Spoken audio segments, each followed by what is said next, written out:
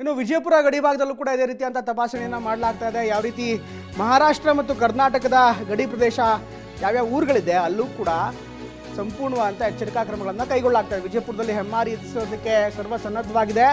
ಯಾವ ರೀತಿ ಬಿಗಿ ಕ್ರಮಗಳನ್ನು ಕೈಗೊಳ್ಳಬೇಕು, ಜಿಲ್ಲಾಸ್ಪತ್ರೆಯಲ್ಲಿ 426 ಬೆಡ್ಗಳಿಗೆ ಆಕ್ಸಿಜನ್ ಪೂರೈಕೆ ಮಾಡೋದಕ್ಕೆ ಈಗಾಗಲೇ 3 ಪ್ಲ್ಯಾಂಟ್ಗಳಲ್ಲಿ ತಯಾರಿ ಕೂಡ ನಡೀತಾ ಇದೆ.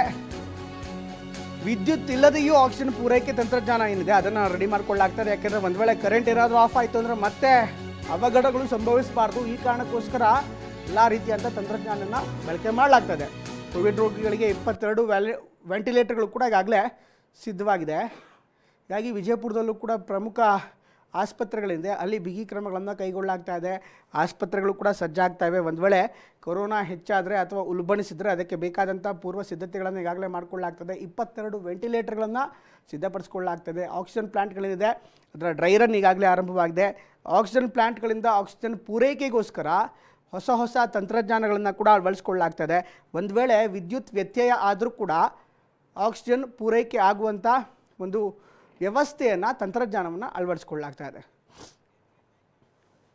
ಸರ್ಕಾರ ಆದೇಶದಂತೆ ಹಾಗೂ ಮಾನ್ಯ ಮಂತ್ರಿಗಳ ಹಾಗೂ ನಮ್ಮ ಆಯುಕ್ತರ ಆದೇಶದಂತೆ ನಾವು ಜಿಲ್ಲಾ ಆಸ್ಪತ್ರೆ ವಿಜಯಪುರದಲ್ಲಿ ಸಮಗ್ರವಾದ ಒಂದು ವ್ಯವಸ್ಥೆ ಮಾಡ್ಕೊಂಡಿದ್ದೀವಿ.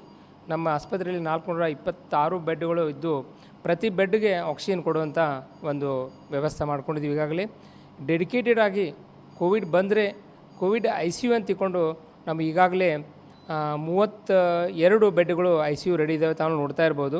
ನಮ್ಮ ವೆಂಟಿಲೇಟರ್ 22 ವೆಂಟಿಲೇಟರ್ ರೆಡಿ ಇದ್ದಾವೆ.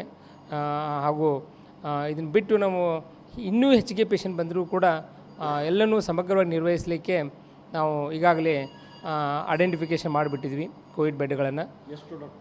ನಮ್ಮ ಕಡೆ ಈಗಾಗಲೇ ಡೆಡಿಕೇಟೆಡ್ ಆಗಿ 4 MD ಜನರಲ್ ಮೆಡಿಸಿನ್ ಫಿಸಿಷಿಯನ್ಸ್ ಇದ್ದಾರೆ. ಇಬ್ಬರು ನಮ್ಮಲ್ಲಿ ಇರ್ತಕ್ಕಂಥ 6 ಜನರಲ್ಲಿ 2 ಅನಸ್ಥೆಟಿಸ್ಟ್ನೆಲ್ಲ ಡೆಡಿಕೇಟೆಡ್ ಆಗಿ ನಾವು ಕೋವಿಡ್ ವಾರ್ಡ್ ಇಟ್ಕೊಂಡಿವಿ. 12 ನರ್ಸಿಂಗ್ ಆಫೀಸರ್ಸು ಕೋವಿಡ್ ವಾರ್ಡ್ನಲ್ಲಿ ಕೆಲಸ ಮಾಡ್ತಾಯಿದ್ದಾರೆ. ಇದ್ರ ಜೊತೆಯಾಗಿ ನಮ್ಮ ಕೋವಿಡ್ಗೆ ಬೇಕಾಗುವಂಥ ಎಲ್ಲ ಪ್ರತಿಯೊಂದು ಅಗತ್ಯವಾದ ಜೀವನ ಅವಶ್ಯಕ ಔಷಧಿಗಳನ್ನು ಕೂಡ ನಮ್ಮ ವ್ಯವಸ್ಥೆ ರೆಡಿ ಮಾಡಿ ಇಟ್ಕೊಂಡಿದ್ವಿ. ಯಾರೂ ಜನ ಭಯಪಡುವಂಥ ಅವಶ್ಯಕತೆ ಇಲ್ಲ. ಭಯಪಡುವಂಥ ಅವಶ್ಯ ಇಲ್ಲ. ಅಂದರೆ ಹೊರಗಡೆ ಹೋಗೋದಾಗಲಿ ಸೋಷಿಯಲ್ ಡಿಸ್ಟೆನ್ಸ್ ಮೇಂಟೈನ್ ಮಾಡೋದು ಇವೆಲ್ಲ ಮೇಂಟೈನ್ ಮಾಡಲೇಬೇಕಾಗುತ್ತೆ. ಈ ನಮ್ಮ ಹಾಸ್ಪಿಟ್ಲಲ್ಲಿ ಈಗಾಗಲೇ 2 PSA ಪ್ಲಾಂಟ್ ಇದ್ದಾವೆ. ಒಂದು ಕೆಪಾಸಿಟಿ ಬಂದುಬಿಟ್ಟು ಒಂದು 1000 LPM, ಇನ್ನೊಂದು ಬಂದುಬಿಟ್ಟು 800 LPM ಇದೆ. ಸೊ ಅಂದರೆ 1000 LPM ಅಂದರೆ ಪರ್ ಮಿನಿಟ್ಗೆ 1000 ಲೀಟರ್ಸು ಕೆಪಾಸಿಟಿ ಇದೆ. ಅಂದರೆ ಕಂಪಲ್ಸರಿಯಾಗಿ 1000 ಲೀಟ್ರ್ ಫಿಲ್ ಆಗ್ತಾ ಇರುತ್ತೆ. ಹಂಗೆ ನೀವು ಯೂಟಿಲೈಸೇಷನ್ ಆದಂಗೆ ಅದು ರಿಸರ್ವರ್ ಟ್ಯಾಂಕಲ್ಲಿ ಫಿಲ್ ಆಗ್ತಾ ಇದೆ.